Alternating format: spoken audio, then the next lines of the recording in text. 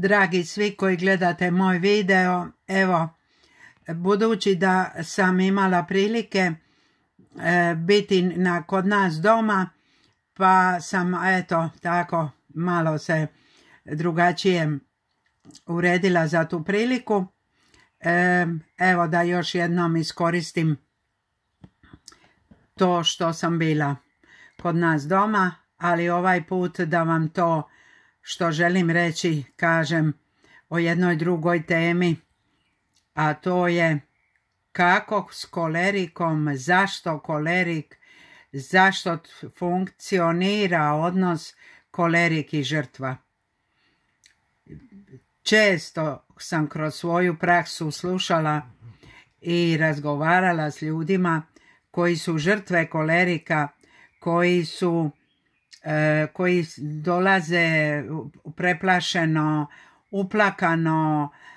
i govore, ali ja ništa nisam napravila, ništa se nije loše dogodilo s moje strane, a takva žestoka reakcija, svi su se čudili, pa ja možda nešto sa mnom nije u redu, možda ipak ne dajem onoliko koliko bi trebala davati. Ma ljudi moji dragi, postoji jedan dugotrajni, često nažalost, odnos u kojemu jedna strana, kad je nešto sama sa sobom nezadovoljna, ljuta, kad nije sve onako 100% po tome kako bi ta osoba željela, onda izmisli krivca, a taj krivac je često ona dobra osoba koja sluša tu kritiku i koja se ispričava, plače, žao joj je, pa eto, pa prihvati zapravo da je kriva, a ne radi se uopće o tome da je ta osoba kriva, nego se radi o tome da je ta osoba koja viče, koja se dere, pa nažalost i udara, to je osoba koja sa sobom unutra nije zadovoljna. A ta osoba koja prihvaća krivicu, ta žrtva, zapravo čini taj njihov odnos trajnim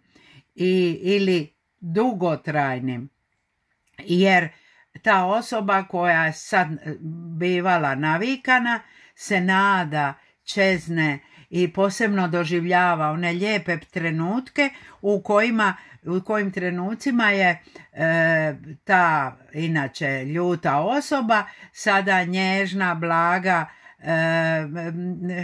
simpatična i sad žrtva trpi te grozne trenutke agresije radi toga što se nada da će iza toga doći lijepi trenuci ili povremeno, postepeno, jednostavno to je takav odnos u kojem je čas strašno, čas lijepo i onda ono lijepo izgleda puno ljepše, a ono strašno se kao zaboravlja.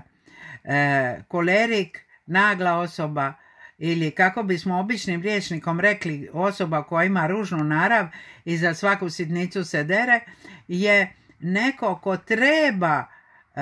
osobu na koju će se moći derati i koju će tobože poslije moći joj objasniti da je to dobar odnos, da je to ljudski odnos, ali eto da je, samo sam, znaš, malo bio nervozan, malo sam se naljutio. Ma slušaj, kad ti ne staviš dovoljno soli u juhu, meni se digne tlak, ali ti znaš da ja tebe jako volim. Ne znam je li ona to zna da on nju jako voli, ali s vremenom, s godinama tu budu i ružne stvari i opasne stvari i povrede, pa i ono najgore se dogodi, da osoba u toj svojoj ljutnji napravi najgore. Ili zato što je pokvaren odnos, što je taj odnos ipak postepeno biva sve gori i gori, ili zato što se dogodilo ono najgore, ta osoba koja viče, koja se dere, koja udara, na kraju ostane sama. Je li sama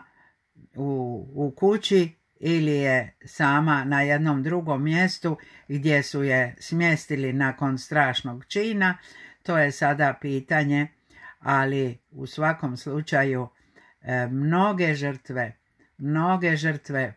dosadi im biti žrtve, zapravo nisu ništa krive i